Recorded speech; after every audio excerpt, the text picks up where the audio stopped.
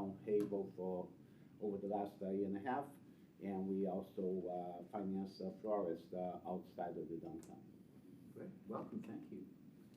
I'm Erin Padilla, and I work for Creative Haverhill, and we're all about trying to utilize the arts to boost the economy, especially downtown, and partnering with the businesses.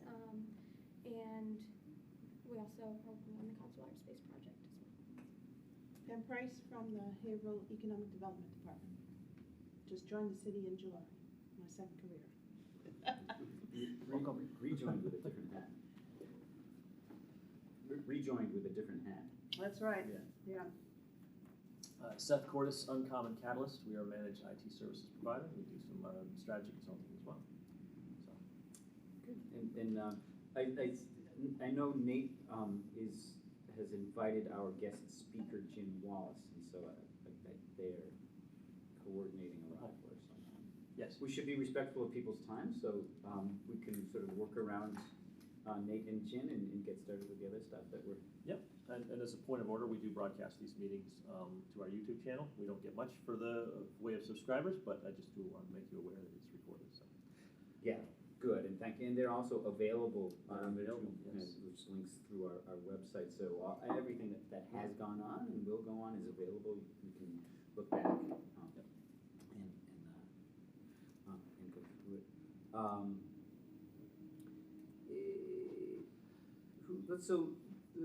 Just a sort of a preamble for a couple of folks who haven't been here. A few. Haverhill.biz is a community-based business and property-focused organization that looks at issues that affect or are affected by downtown Haverhill. We think of ourselves as a neighborhood group for business owners or people who have business interests in the downtown, but we encourage people who might not actually be located downtown, whose interest is cultural or passing or peripheral, to jump in and join us.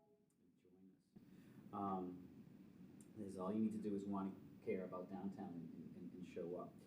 We consider ourselves a link between the business community and a voice of the business community relative to city council, mayor, and city hall.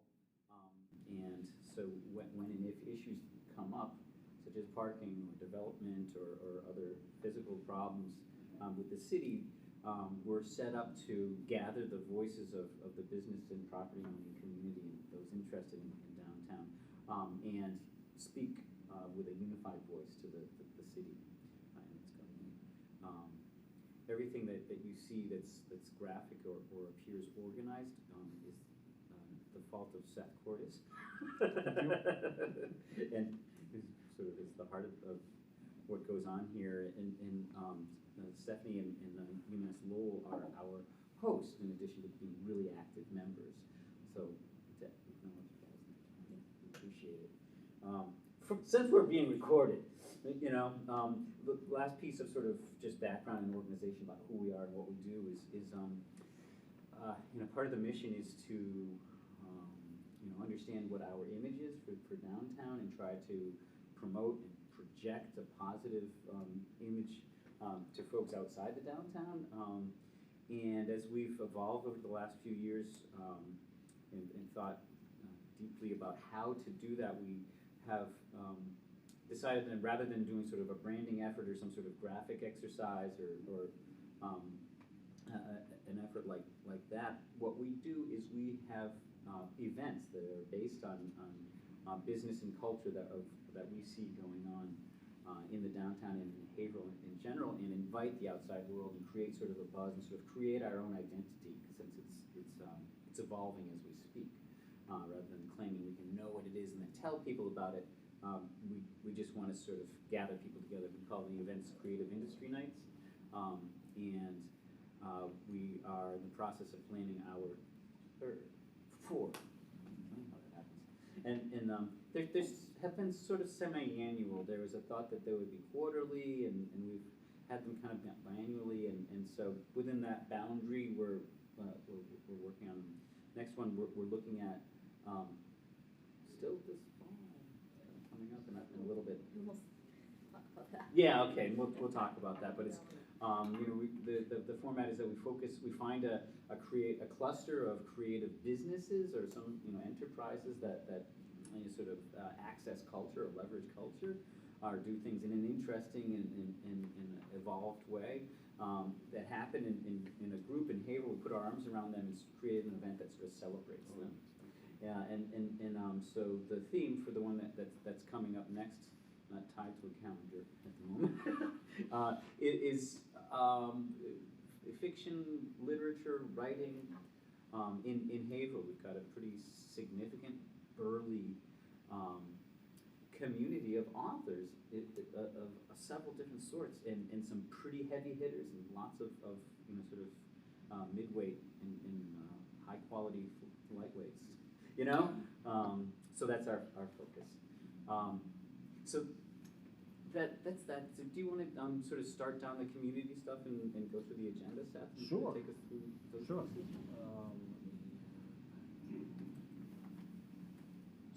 I'm going to put you on the spot here. Yeah.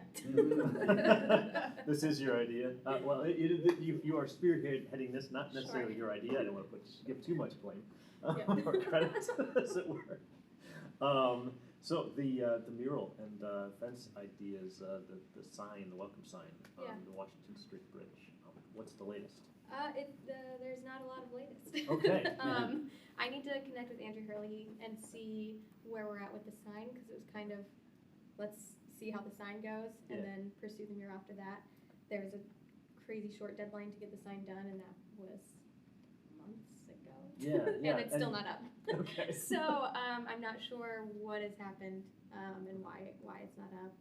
We're working with the, MBTA or whatever it's called, to do that, and I'm not sure, where the communication has been lost. So I'll connect with Andrew, Okay. see where we're at, and Where did we end up on the design? Is there any visual that we can look at in terms of what was Yeah. actually presented and turned over to MBTA? yeah, do you have that document? I don't think It's passed through my email, and I forwarded it on. yeah, It was Jenny that quarterbacked that real production of the Yeah. graphic design, and I passed it on to the city. yeah. So. I'll get that Yeah. back in our hands, and then I'll Okay. send it to you so we can have it. Yeah, Is there it should be somewhere in our files, I think, and then it's a version of the initial studies that we were looking at that you had Yes. images of. I can show you what we thought would be Yeah, good. it's so there's three pieces to the project as it conceived. It's from the left, there's that blank wall above, and how we imagine something there below. In the middle, there's the crossing of the rail trestle, the train bridge, welcome to Haverhill sign. And to the right, there's a graphic treatment of a chain link fence that was installed as part of the bridge project. What we're funded with and executing right now is the welcome to Haverhill sign in the middle, and it's pretty similar in appearance to what we have there, but smaller. Yeah, Like so much of the world. They had very strict restrictions on what we could do to have it installed by MBTA, and Yeah. so we had to stick with a rectangle. A rectangle. It was really, we This couldn't go is a long outside, we rectangle. couldn't get too creative. So it's that, but in a much more simplified and standard. It's Design. subtle and Yes. sophisticated. All right, all right. Yeah. Cool. We'd still like to pursue this. I think it's just Yeah. waiting to see how the sign goes about and going from there. Okay, Yep. very cool. More on the lenticular design and the fence that we're looking to cover up. Thankfully, the barbed wire is gone, Yeah. which we celebrated that. They literally cut it off the top of the fence. For taxpayer dollars paid for it to be put up. Paid for it to be taken down too. Hate to take that. Yeah, is it? And some mural ideas. There is something significant about the sturgeon, and I don't want to butcher it. It comes up the Merrimack, I recall, right? Yeah. Go. Oh, please, Matt, please. Nate could probably do this as well, right? Probably Joe too. It's so the areas between the Basileir and the Como Bridge are one of a very few sturgeon breeding areas on the east coast. So Atlantic sturgeon come up the Merrimack to this spot right here, and breed, and they go back down. And there are very few of these left. It's really significant. And sturgeon are ancient, durable, hardy fish that are unchanged since the dinosaur era and give us caviar. One idea for the city logo was a heaping plate of the caviar served on a license plate. It was, I don't know if that's kind of. I don't know. That would fly. Both from the river, both sort of talk about Haverhill in a certain way. Is this thing on? It is on, yes. It's a little Easter egg for anybody who watches. So I butchered it so you didn't have to. That's also why they cannot dredge this part of the river. Yeah. Right. Oh, wow, okay. Yeah, It's protected. very strictly Right. regulated. So Haverhill's a destination. It is a destination for sturgeon. Destination city. We can put it. Great. This is a cross We species. need to do something funky with that. We really One do. It's like marketing welcome campaign sturgeon, for like you. right along the April's seawall. destination background Oh, for yeah. sturgeon. That's funny. Anyway, so that's a little bit bigger. Okay, next on our community concerns. Thank you, Aaron, for the update. Yeah. Downtown parking. Matt, if you want to put you on the spot for that one. Get right back to Now that well, you've taken so, a spot. we have long known that there's going to be speaks of parking in the downtown. There's been pretty extensive studies, in sort of an empirical way about the number of spaces we have available, how much of them are used and when. We also have a general feeling expressed in different venues by downtown residents, people who use the downtown and business owners, that parking is not enough. There's also an effort by the city to monetize parking, which is a way of regulating, controlling, and actually improving the parking situation is the intention, and with varying degrees of actual implementation and success. And so we've taken it up as a group because a business owner, Mary Crusade, sort of voiced specific, articulate problems with parking. And so Sept and I met with her and a series of city officials over sort of the spring and early summer, and put together a program that basically looks at parking in the downtown in three ways. One is trying to get an assessment of what it's going to look like when current zoning is completely built out, and so we have by right developments in the downtown with the amount of parking that's required by rights for each of those buildings and improved buildings, and so that puts a certain number of cars into the downtown and parks a certain number of cars in downtown and compares that end of day to the number of spaces we have currently, and will predict a big deficit. And we're looking at, as an intermediate step, what's going to happen when all the projects that are currently in the pipeline are built out, which is going to be well short of full build out, but still we see a deficit coming then. And we also are put together a sort of a process to do as much sort of fast remediation of sort of addressing the parking problems as we can. There's a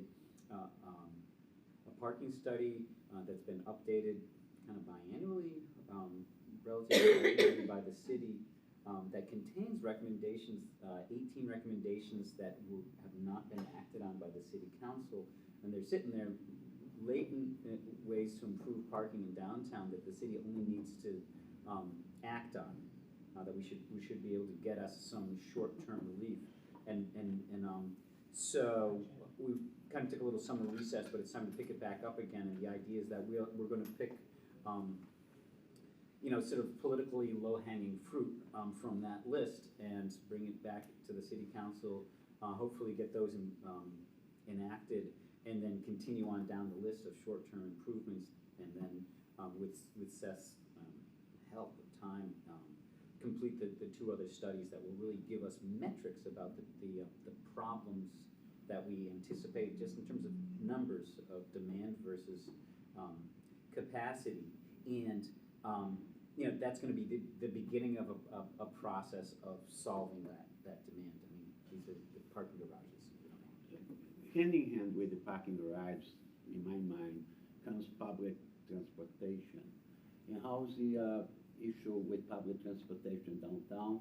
Is there public transportation after 5 o'clock in the afternoon? Well, so, you know, it's not been an issue that anyone's brought to our attention, so do you see an issue? Is it problematic in terms of availability, For or? full disclosure here, Yeah. I own a pizza shop in downtown Lowell. And I was the president of the Downtown Lowell Business Association for about 6 years. And one of the issues is parking. And we try to get the Lowell Regional Transit Authority to run shuttles, which they do, okay, throughout downtown. But the issue was, after 5 o'clock, how do you get around downtown if you don't have the buses or the shuttles transporting people? And that affects a lot of the businesses because they close at 5 o'clock. Sometimes they go home before their clients go home because there's no parking. They don't want to stick around for anything. So Right, yeah. it's an issue that I think most cities should take a look at is what is the public transportation availability, and are we meeting the demands of the people after, when they get home? A lot of people come from Boston, get off at the train station and go home. If they want to go to the other side of downtown, is there any way to get there other than walking? Got it. Interesting. I mean, part of the just the reality of Haverhill is that our downtown is basically a 7-minute walk anywhere. That's the longest it would take you to walk from one place to another. So that the need for you know, mechanical transportation from one side of downtown to the other is different. You know, but I think that hasn't been sort of a part of the conversation with parking so far, and we should, you know, I don't want to dismiss it. We should add that to the conversation and make sure that as we look at this landscape, that's part of how we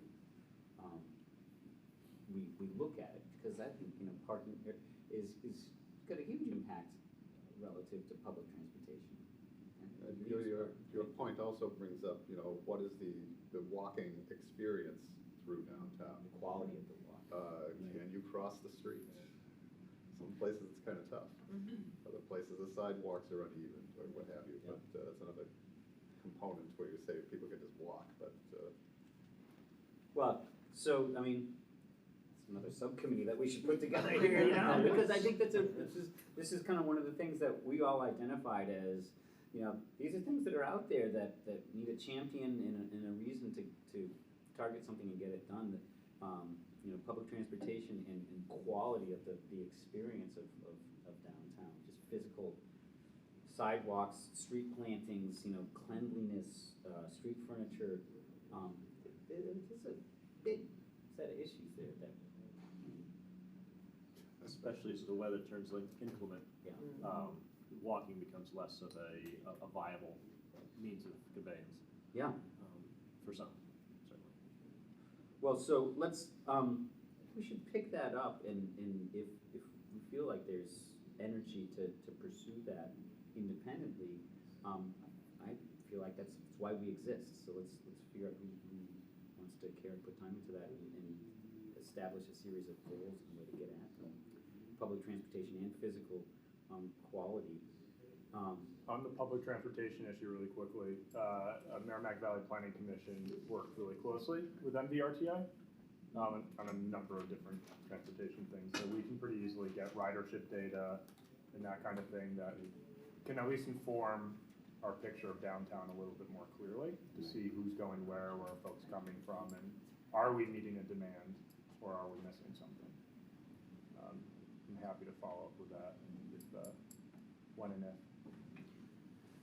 So as far as the parking study that's ongoing, we kind of broke for the summer a little bit. We need to get back together with Mary and take the shovel-ready legislation to to city council.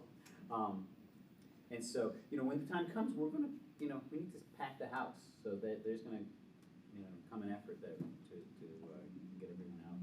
Well, your leverage is never better than right now before that November election. Exactly. As far as the Yeah. city council goes. Well, yes and no. I mean, there's so much disinformation about how to really control and improve parking that I'm afraid some councilors are going to be timid.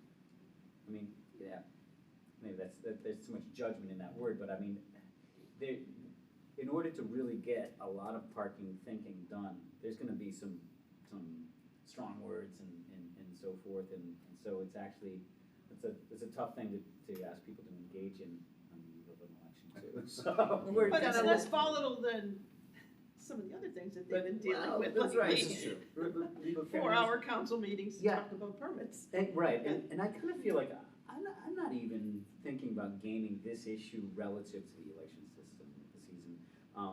There's 18 recommendations on the list from the consultant, and the whole goal is to pick however many are kind of slam dunks. So hopefully, in spite of it being election season, and regardless of that, I mean, we want to be able to give the council, the city, residents, the feeling like we've got some smart thinking done, we're going to enact as much of it as we can right now, and then it brings up, cracks open the list. If we enact 6, the list is only 12 long now, let's talk about those 12 and see which ones that will absolutely not go and get the rest of them implemented. So, this, if we can get it together organizationally in advance of the election, I think we just do it. It should be kind of Teflon. We get both, and we're joined by Nate and Jim. We traditionally go around the room and introduce ourselves, and so we'll pick that back up again. Welcome. Can we start with me? If you would, yeah. I'm sorry I'm late. I'm Jen Wallace. I'm the Executive Director of Beverly Main Streets in your neighboring town of Beverly. I've been there since 2007, and I'm really excited. I go around and talk to towns and communities all over the state about Main Streets and the model and how it worked for us, and how it's really a lot of the issues that you guys are just talking about, parking, the walking experience. We're in that same boat, but we have ways to solve those problems now because we have this organization. So I'm happy to answer whatever questions you have or share what we do, and thank you for inviting me. Thank you. Thanks for coming. We have you on the agenda as a guest speaker, so I hope you'll sort of tell us about the organization, Sure. what you do and how you do it when we sort of get to the Sure. things we want to take care of. So Main Streets is actually a national program, which a lot of people don't know. It's part of the National Trust for Historic Preservation, and it started in the 50s when shopping malls started and downtowns kind of started dying out.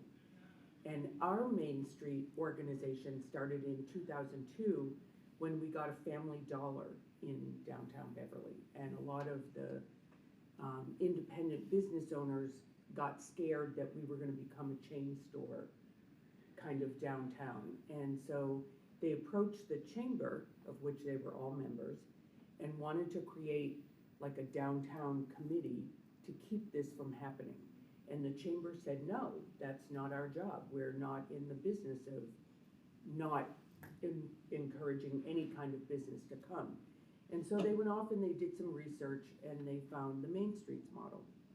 And the Main Streets model basically says you use your community's historic and cultural resources that no other downtown has, the unique things that are in just your downtown, and that's what you build upon. You use that as your economic driver, basically. And the Main Streets model has 4 pillars, if you will. There's economic development, which is about attracting new businesses and helping the businesses that you have thrive. Then there's design, which is about the look and feel of your downtown, whether it's the condition of your sidewalks or helping a business improve its facade. So it's all about the look and feel and how people feel when they come downtown. Then there's promotion, which in the days of the 50s, when Main Street started, really was about kind of more events than anything else. But now with social media and everybody kind of connecting electronically, it's also about us using social media to promote individual businesses, which we didn't have the luxury of doing really when I started. It was all about more events. And so now we do both. But it's economic development, design, promotion, and then the fourth thing is organization. And that's about your own organization's ability to be financially stable, to have enough volunteers, because it's almost entirely a volunteer-based program. We happen to I'm a full-time employee, and I have a marketing person who does all of our events and our communications. But that's pretty rare in a Main Streets organization to have 2 employees. But I actually came from a management consulting background when we moved to Beverly, and I actually started volunteering for Beverly Main Streets. And then the executive director went to become the chamber director in Salem. And I applied for the job and somehow got it.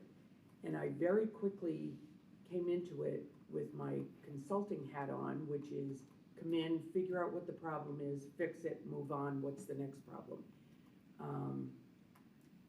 Quickly realized that our board really had, even though it was probably the strongest board in the city, because we had bank presidents, we had college presidents, we had like the most senior person in an organization on our board. They were not all on the same page. We did a community survey in 2008 because I was new to Beverly. I really didn't understand the history, and I thought I need to understand what people want in this community. So we did a survey, and we heard things like downtown is dirty, it's unsafe, it's brown, it's all these negative words. We asked a question that was, what's one word you would use to describe downtown Beverly? And the most popular word was quaint. And we thought, is that really what we want? And then we did a focus group with some Endicott College students that they ran for us. And this mom said in the focus group that downtown Beverly was like her teenage son's bedroom. And I'm thinking, oh my God, what is this? Where's this going? And she said, it's dirty, it's smelly, but there's something cool underneath it all. And that became our kind of mantra, that was the picture that we had in our heads. And we were able to raise $20,000 from our board to hire a consultant. And we hired an outside consultant named Kennedy Smith, who for 13 years had been the executive director of the National Main Street Center. So she really understood the model, she understood how downtowns get better, and she helped us create our Downtown 2020 plan. This was in 2011. And that plan got everybody on board. It got the entire board in consensus about what we wanted to become and how we wanted to do it. And we also kept her on retainer for a year.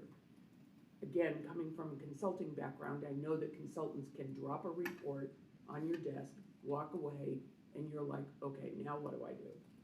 So we kept her on retainer for a year to help us get started.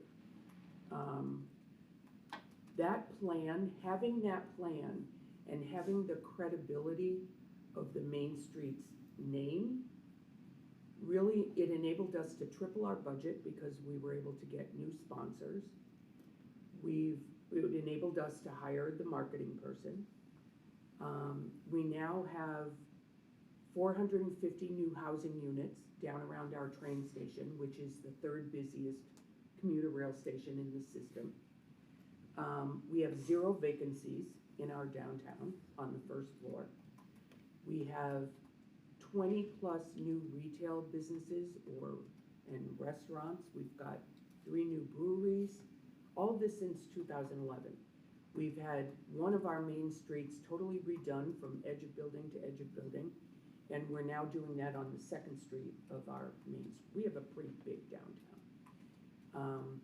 We've got 2 1920s historic theaters that have been saved in the last 5 years. In fact, the day we were launching our 2020 plan to the public, the Cabot Theater went up for sale. And everybody was concerned that that was gonna be torn down and made into condos or apartments. And that was empty for 2 years, and that, we were at the same time going for our Arts District designation with the Mass Cultural Council. They held us back for a year, because if the Cabot weren't saved, they were not gonna give us that designation. And fortunately, 3 members of our board and 2 other citizens that happened to have some money stepped in and saved that theater, and it's now been totally renovated, and it's busy 7 days a week, and it's a real cornerstone of our downtown. So we're now looking at downtown 2030. We've got about 125 volunteers who help us do our work, and we do major events. We don't do little small events. We do big events like a block party that attracts 2,000 people, or an arts festival that brings in $30,000. We tend, because there's only 2 of us staff-wise, we tend to focus our energy on events that can also bring in revenue, and those tend to be the bigger ones. So that's kind of our story. It's a pretty simple one when you tear back kind of the layers of it. It was getting everybody on board, finding new people, convincing people in the community. Our 2 biggest sponsors are Endicott College and Beverly Hospital. They're not even in the downtown, but they recognize the value of the downtown. And when I say biggest, I mean like tens of thousands of dollars. It's not little And money. is that your main funding source, is all sponsorship and donations, or do you get any state funding, grants, or? We get no state funding. We have a services agreement with the city for which we get $25,000, and in exchange for that, we manage the city's facade and sign improvement program. We agree to host certain events. There are 3 or 4 things in there that they did an RFP that really was pretty customized for us to get it. Yeah. Because until then, the city had just been giving us money, but we didn't have any formal agreement with them. So we have that. We have 12 to 15 major donors. By major, I mean minimum $10,000. And then 30% of our revenue comes from our events, the profit from our events. That is an impressive lineup. Well, it's interesting because nationally, the Main Streets model, nationally, Main Streets get about 30% of their, on average, about 30% of their budget from their municipality. We get 10. We probably get less. Yeah, yeah. Whereas you. And it's very interesting because Salem created a Main Streets after we did, and Peabody has just created a Main Streets. We each operate totally differently. We're each funded very differently, but we're all still using the same model to make things happen. And it's really volunteer-led with 1 or 2 staff members. Some Main Streets are membership organizations. We chose not to do that, and we'll continue not to do that as long as we have these funders who can keep us going. You touched on it a little bit, but I'm curious about what your interaction with the city is. If you focus on what the downtown looks like and sort of standards and the experience, you have a contract to administer the facade improvement program, which is run into it as there's cities will often offer a matching fund to downtown business owners or property owners who are considering improvements to the sort of public face of their buildings and in order to get that type of maintenance to happen.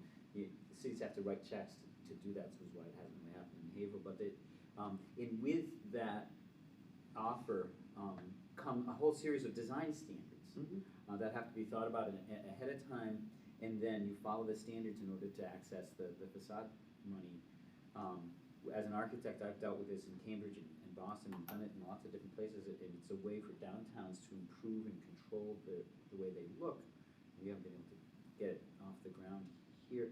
So, but also, if you've got a downtown 2020 and now 2030 master plan, it sounds like that sort of is something the city would be thinking about doing too. Do you sort of feed into the municipal master plan, or is this in place of the master plan, or is it different? So it's very different. In fact, Beverly just started a master plan process. We hadn't updated ours since 2002. Yeah. But the master plan's kind of the 50,000 foot level. Our plan, our 2020 plan came with not only recommendations, but an Excel spreadsheet with 200 very specific things to do and what the priority was for us to do them. And then we took that and decided within our boards and our committees what we were really capable of doing and whether or not we agreed with Kennedy's recommendations. So we ended up taking our 2020 plan and coming up with what we felt were the 4 most important goals for us and what we thought we could do. And one of them was to support transit-oriented development down around the train station, to embrace arts and culture as our economic driver, because we do have an art college in our downtown, Montserrat College of Art, and to try to be the location of choice for specialty retailers. Our issue at the time was the only retailers we had were like the Family Dollar. We had Casa de Moda, which was a large kind of jewelry, accessory, ballet shoe, kind of anything you needed kind of store. And we had a couple of bike shops, and that was it. And now we've got 20 retailers, because so the facade improvement grant money comes from the city, but we manage the program. Our board decided that because we needed to incentivize, we felt like if we really wanted retailers, we needed to put our money where our mouth was. So we came up with this program called Retail Incentives, and it provides up to $7,500 in first year expenses for a specialty retailer. Now, the amount is based on the size of the space and how well they met the criteria that we had set out. We scored everybody individually, but we only wanted jewelers, clothing stores. We didn't want, like, when we said specialty, it was like not a convenience store. Just because you sold something didn't mean you were a specialty retailer. And we now have 12 of those. We've got 3 more opening up in the next 3 months. And the 3 more that are opening up in the next 3 months didn't even want the money. They wanted to sign it, because one of our requirements is you have to apply for the money before you sign your lease. Otherwise, it's not an incentive. It's like a thank you gift. And we wanted to incentivize people who are considering Beverly or Salem. Where do I want to open up? And we wanted them to say Beverly. So the 3 people that are opening up in the next month, they all wanted to be in Beverly so badly that they signed their leases really quickly. And now it's, they knew that they weren't going to be able to take advantage of the money. But it's been a program that was really successful in the first couple of years, and now we find that people just don't even need it anymore.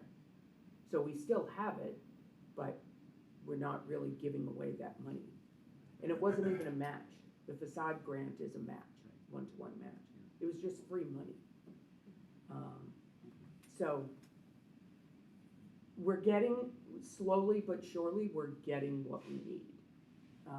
And we have a very vibrant restaurant scene.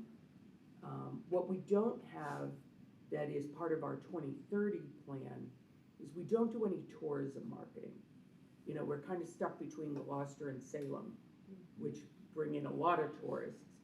We really have not done anything to try and get people to come to Beverly. We're finally getting our first waterfront restaurant. And I think that's gonna be a big draw. We've got a micro hotel that's opening up on Cabot Street next month. And there's a proposal for another hotel on Rantoul Street. And that's gonna help us bring more people into the city, I think. But that's our next big goal. Did you just get a Michelin star restaurant? We didn't get a Michelin star restaurant, we got a James Beard Award winner, Okay. who, the gentleman who owned L'Espalier in Boston. Yeah. He closed L'Espalier in December, and he's opening up a brand new combination restaurant restaurant market on Rantoul Street in downtown Beverly, Do in we know what it's November. called? Yeah, Do we know what it's called? it's called Frank's. His name is Frank McClelland, and it's called Frank's, and I think his idea is to franchise it, but we're the first location. Yeah. How is your board, like, what's your board structure and who's your board? Is it, do you have to be like in the downtown to be part of it? Nope. Do you have? You don't have to be in the downtown. In fact, we struggle getting downtown business owners Yes, that's. to be on the board. Right now, we only have 1 out of 24 members. We have a really big board, which I do not recommend. How many people? 24 people. 24. It's a People are really lining up to write easy checks, board is to what- be part of. It's not a big ask. I do the bulk of the work for the organization so that they don't have to. But they have access to money, they have access to resources. Part of the reason and this started before me, but part of the reason we continue to try and get really senior people in an organization on our board is so that they can make decisions at the meeting. Right. And not have to say, we'll get back to you, I need to talk to my boss or whatever. So as I mentioned earlier, we've got one college president, the other one, we have the chief of staff of the college president, bank presidents. You know, we have people who can make decisions at the moment. Is that, are you at odds with the chamber? Because it sounds like your board is made up very similarly to how like a typical chamber board would be. Does Yeah, that- what's your chamber relationship? So it's a very interesting relationship. They were in financial difficulties 5 or 6 years ago, like really badly. And they actually approached us about, a couple of their board members approached us about merging with them because we have a very solid financial footing. And we looked at it, and there are Main Street organizations across the country that are part of the chamber, that they do work collaboratively. Share space, share board member, whatever. We felt like our missions were so totally different that it just was not gonna work. Their mission is, if you pay me, we're gonna support you. And our mission is, if you have an address in the downtown, we're all in. We don't even ask our downtown businesses for money. We've never done that. We may in the future, but the last couple of years, they've been dealing with major construction projects, and we have felt like that's not the time to ask them for money. So, but we would never still do it as a membership kind of thing, like you pay this much, you get this kind of benefit. And so and now what they've done is they've morphed into the Greater Beverly Chamber, and they serve multiple communities, which has brought in new members and been able to get them back on solid financial footing. But it's not the same mission So at all.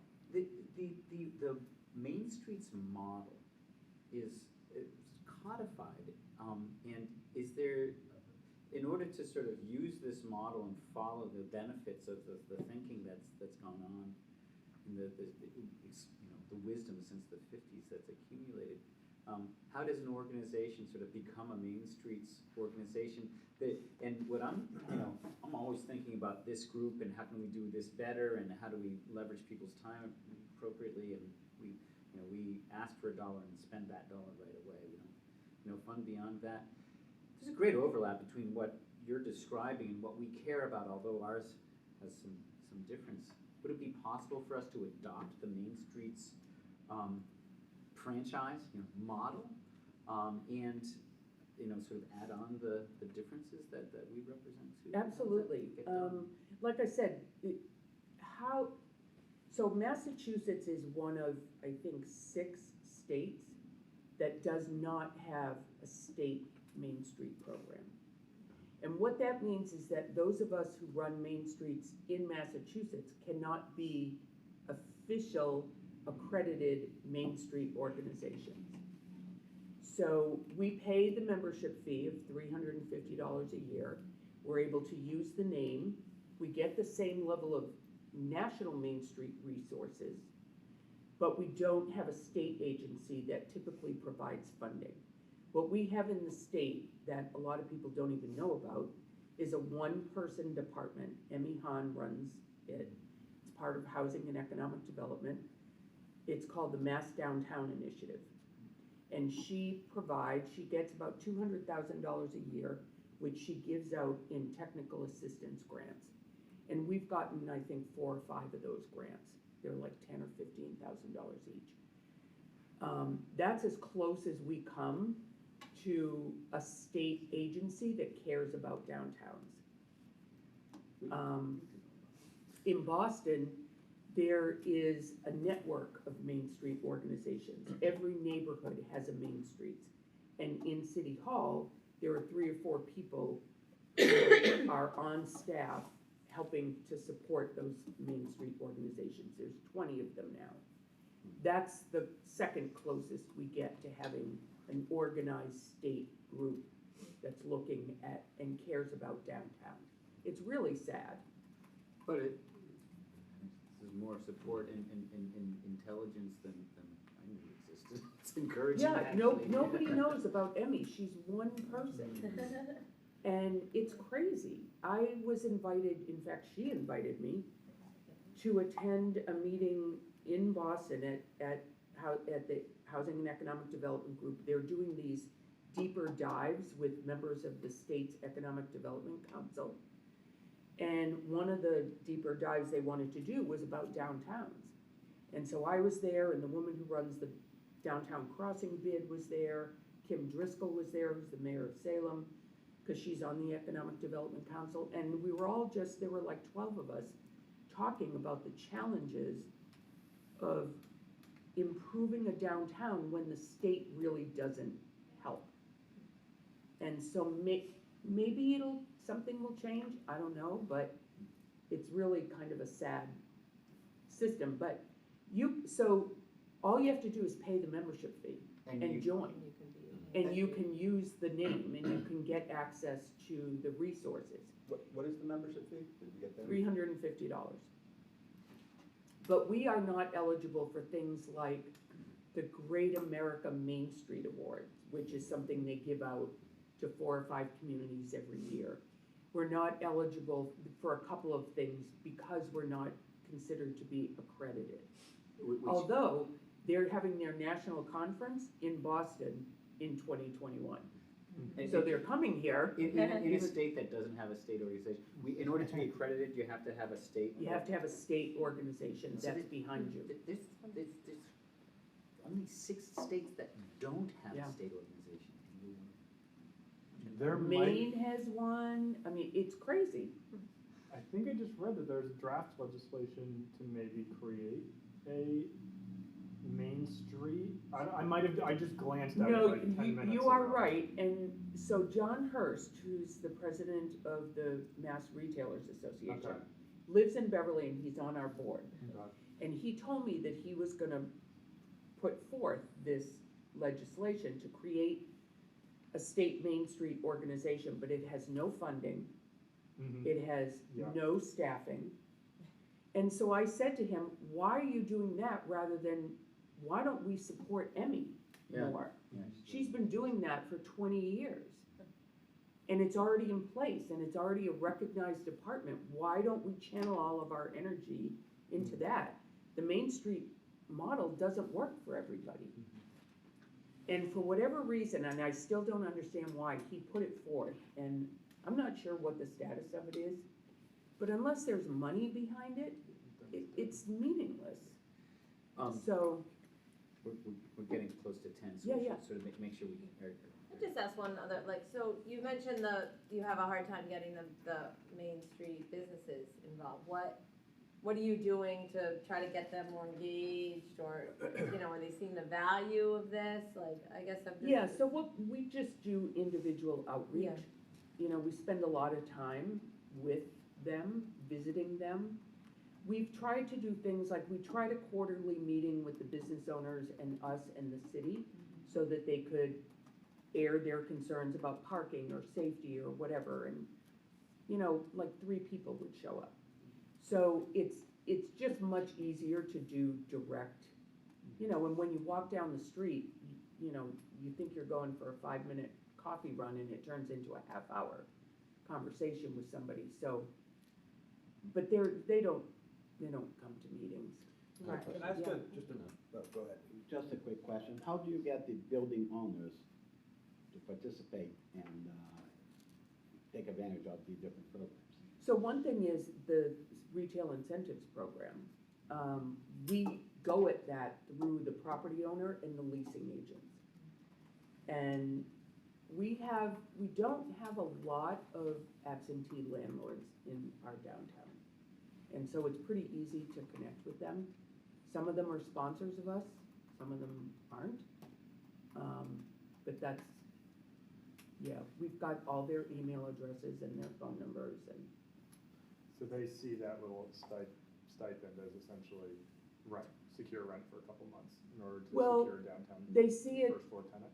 in a way, it's money that they don't have to, they may use that money for part of the build out or whatever, that then the landlord doesn't have to do. But it also makes it easier for them to rent the property, if they can say, hey, you may be eligible for this. I'm a new business owner in downtown Haverhill. The promotional part about the Main Street model, what tools do you use to help businesses promote, or how do you? So we do a interact with lot on Facebook. Facebook is our #1 thing, and then Instagram and Twitter. But the events that we do bring people to most of our events attract 2,000 people, 3,000 people. And a lot of them have never been downtown before, or they'll be like, wow, I never knew that business was here. And so a lot of it is, we bring people to the downtown and show off the downtown. And it's up to you to bring them across your door.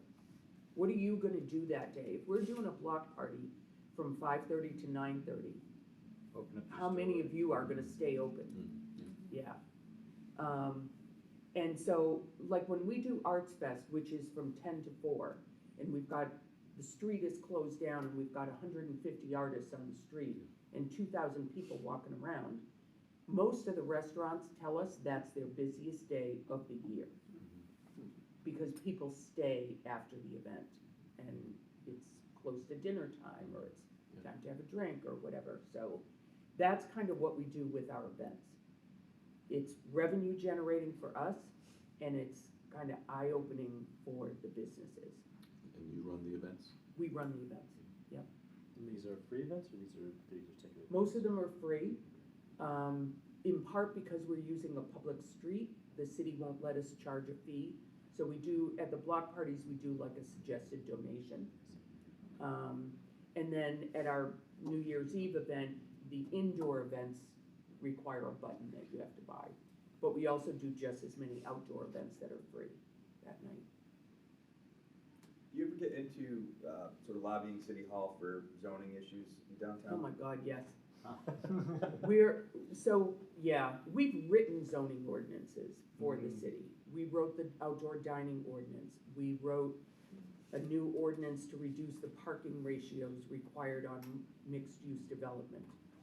So that We takes real wrote knowledge. the I mean, ordinance. You have, is that something from, that Main Street USA National can advise on, or? Nope, we had a real estate attorney who had a developer who wanted to build the first mixed-use development, and the parking was just gonna make it financially not feasible. And so we did a lot of research on excise taxes and finding out what the real parking need was.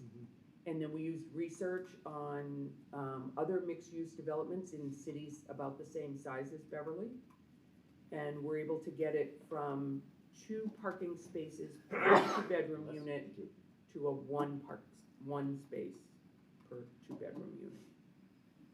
And even now, when we do this, the last time the city, they took our model and they updated every couple of years, and last time they did it was in 2016. And for these, we're getting ready to open the building that will get us to 450 new units. The parking requirements is like 0.8 per 2-bedroom unit around the train station. Even lower than that would be good. Right, this is, Zero is you kind know- of the Right. established best practice. right, so, Um, so you're able to really take part in this process and, because you're funded and can take the time. Well, and we, we try to stay really positive on things. We're in the process, so we're now, in fact, tonight is the second planning board meeting reviewing another 6-story building on Rantoul Street. And the community is kind of pushing back in a huge, hard way. Like, they created a change.org petition that has 1,800 signatures against this building. We are in favor of it. We think it's necessary. We think the building design is beautiful. That's gonna be a tough one for us to go. We've already written a letter to the planning board, which has been read into the record. But tonight we'll be speaking about it publicly. And we feel, in fact, on Friday, 8 of us Main Street directors, some from Boston, Peabody, Salem, and I, got together in Salem. And we do this on a regular basis just to talk about like what issues we're dealing with. And one of the conversations was about what is your responsibility in terms of lobbying for or against things that are happening in your downtown. And we feel very strongly that it's our responsibility to take a stand on things that are gonna have an impact. And this one's really gonna go against the crowd. And this one could hurt us. But we don't get any money from the public. Yeah. It's not like they're not gonna come to our downtown trick-or-treat event. They're not gonna say no to their kid. But it's also, but you also are able, because of that, to take a broader view than the individual sort of self-interest of businesses. Right. And say, look, it's gonna hurt you, and this is true. But short, middle term, but, generationally, this is really going to impact and improve the city. We're in favor of it in that basis, right? I mean, it frees you to have a principled Yeah. stand, right? It does, Yeah. and so we also, Cabot Street is a National Register Historic District. It's also our arts district, and the city came to us and the mayor for 10 years was on our board, so you would think he would know that we should be part of some of these discussions. The city was gonna blow up Cabot Street. They're redoing the heart of the street from edge of building to edge of building. Sidewalks, utilities, trees, lights, everything. They were gonna blow it all up and do what they did on Rantoul Street, which was, it's like a desert down there. There's like a tree every 300 feet. There's 45-foot street lighting. This is a historic district, and it's your arts district. And when we saw the plans, we literally got 17 professionals, like landscape architects, planners, volunteers together on one day's notice, who cleared their calendars for 4 hours we looked at hundreds of pictures of downtowns across the country and came up with what we wanted to present to the city as what they needed to do on Cabot Street. And we basically, you know, I called Mayor Cahill and said, you need to meet with us. These are the 17 people who want to have a say in what happens to this street. And he agreed to meet with us, and 2 days later, they hired a design firm to add design to the engineering plan. It was an engineering plan. It was like they were gonna redo the sidewalk in front of my house, what they were gonna do to the downtown. And now we're getting 3 times as many trees, 3 times as many lights, and they're all 16-foot historic lights. It's gonna be beautiful, but we had to save the city from itself, because that would have been like disaster. And we're not afraid to insert ourselves in that kind of stuff and kind of say, you guys aren't, you know, you need to listen to us on this one, so. I'm sorry to have to. Yeah. No. This is really vital, and I'm really pleased, and thank you, Nate, for making the introduction. I kind of feel like there's follow-up that. Good, I want I'm to happy. take. You can see, I love talking Thank about you it. so It's a much. good story. Pick your brain, like. Yeah, So we've got your. and I've got some cards and. Okay. That I can leave. Yeah, and we'll just connect, through what we've got, because We're okay. gonna do a field trip and go. for Yeah, I Yeah, think we so. honestly tried to- Yeah. I think Yeah. there's great synergy with what this whole organization does and the way you're laying it out, rolling Yeah. it out and Yeah. have for these years, with what our mission is. Yeah. And ours is a little bit more sort of business focused in its conception. And so I think there'd be a healthy conversation about whether we are beholden to business owners and property owners in downtown. And I think the answer might be yes. I mean, that's part of why we exist. Right, But, right. you know. But there's a what- bigger, Well, my perspective. idea was that this group comes together to be able to help business owners and property owners in downtown understand broader principles, ideals, beyond simple self-interest in the short term. You know? yeah. So there's, Yeah. anyway, but I please continue as much as makes sense for everyone, and we'll follow up as we Yeah, can. I'm happy to help. Good, thank you all. Any other questions? Did the city kick in any tax incentives to building owners for the facade improvements? Not for the facade improvement program. So we also have we've put together another program called Banking on Beverly, Uh-huh. where we got 6 different banks to agree to contribute, not contribute to a pool of money like they do in Lowell, but to agree to finance up to $250,000 each for loans that are simpler to apply for, have longer terms or better interest rates for work that, the loans could be up to $100,000 for improvements to the facade. It has to be to the facade, not to like an internal build out.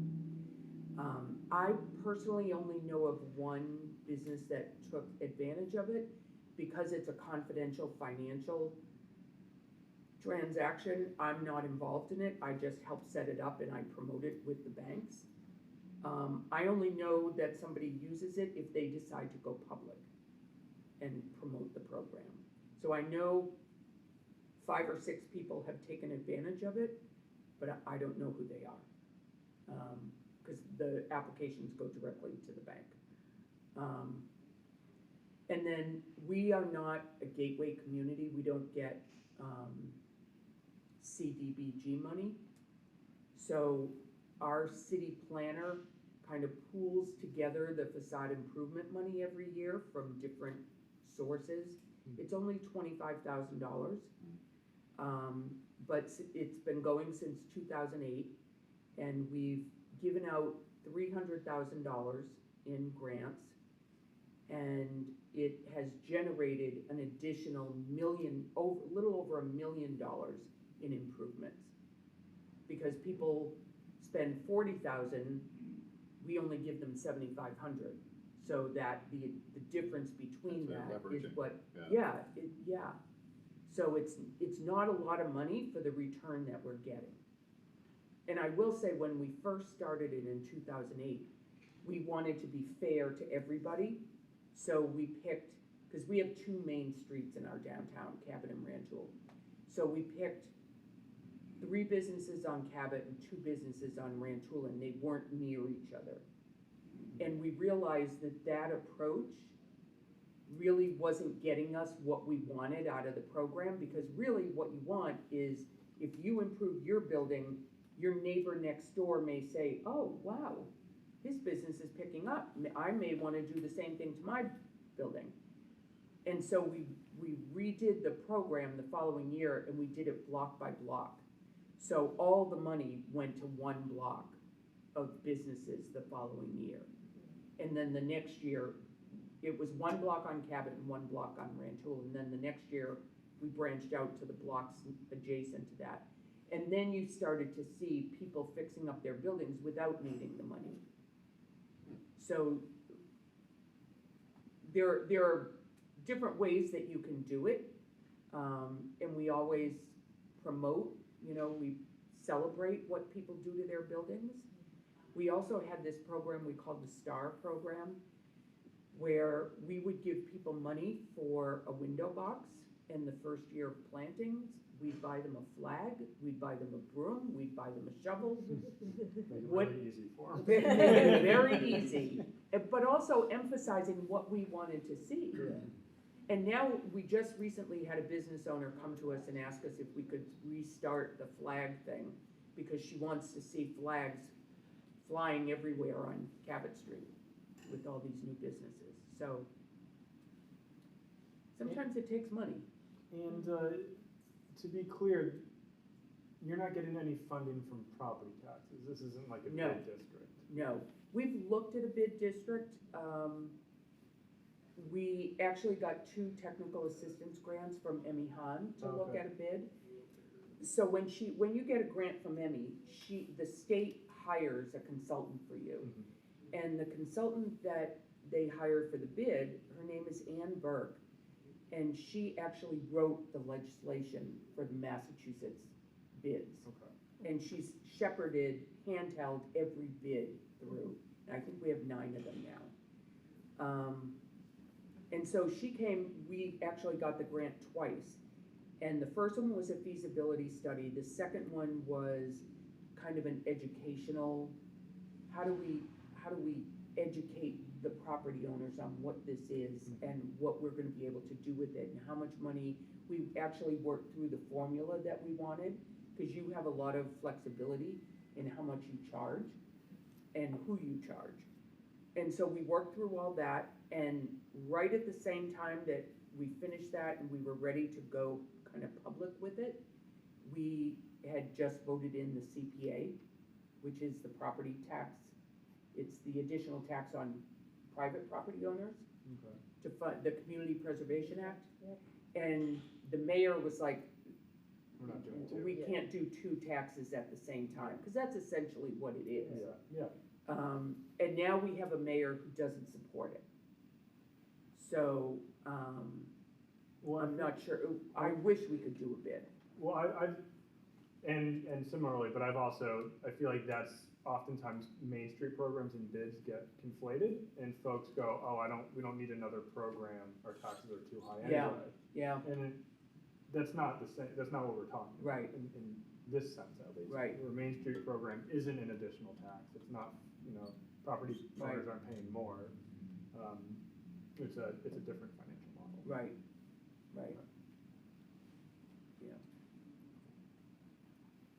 Well, if we don't have any more questions, I just wanted to thank you for coming down You're here. welcome. We're at Yeah. this stage where, I don't know, we've been meeting for 2 years now. Is this Yeah. kind of like a emerging and nascent downtown business group, and as we continue to grow and mature, it's good to have peers and a Yeah. little bit of guidance to Yeah. help poke us in Yeah. the right direction. So Yeah, I think and it's right now we're 100% volunteer and we all have other jobs. Yeah. Some of Yep. which sort of overlaps but some that doesn't, and trying to figure out how do we keep this vibrant and move forward.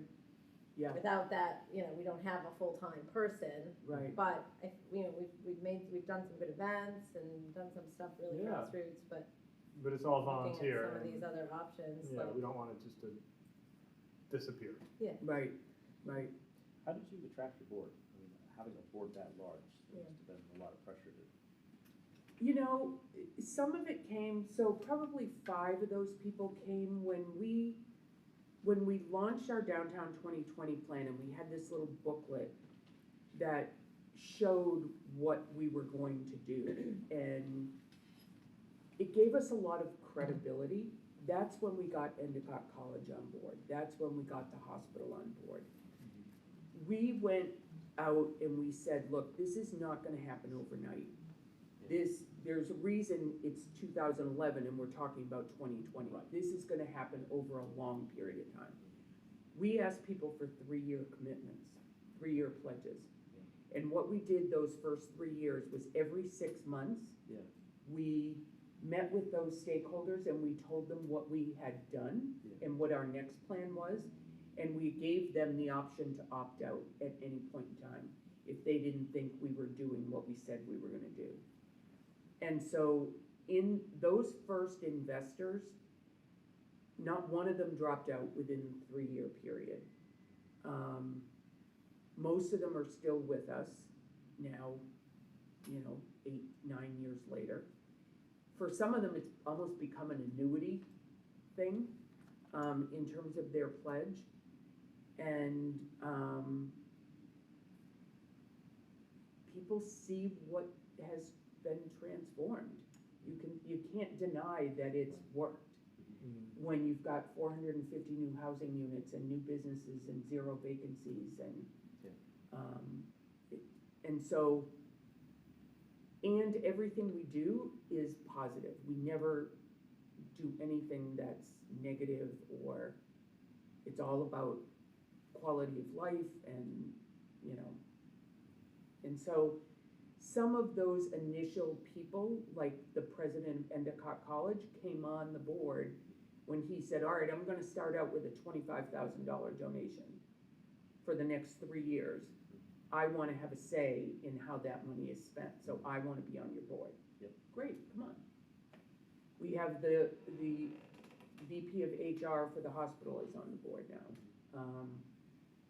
And both of them have increased their donations beyond that. So it's, like I said, it's a pretty easy board to be on. It's not a heavy lift. We meet once a month, and there's not a lot of work in between, because Heather and I do the bulk of it, or we have other committees that do it. So they kind of do the overseeing of things, but it's a pretty easy board. And I think that's important. I have to leave. Very good. Yeah, so I'll leave these with you guys. Yeah, thank you so much. That's true. And again, I'm sorry I was late. No, that's okay. Did you have trouble finding it? No, I had trouble on 128. You have to go 3 miles south to get to 95 north, and 128 was just packed. So, yeah. Nice. Well, this has been super helpful. Yeah, I'm also really really interesting. encouraged that all the main streets get together. The We just organization. started that. That's a really. We just started that. We've tried and it hasn't worked a couple of different times. Yeah. What we want to do is be able to, in 2021, when they come to Boston, we want to be able to like have something on the North Door, Mhm. like a tour or something like that. So, and the Boston Main Street people are going to be integral to planning that conference. Yeah. So we want to be part of it. Oh, very good. Yeah. Awesome. Well, nice to see you guys. Yeah, I wish I could give you a brief tour of our downtown.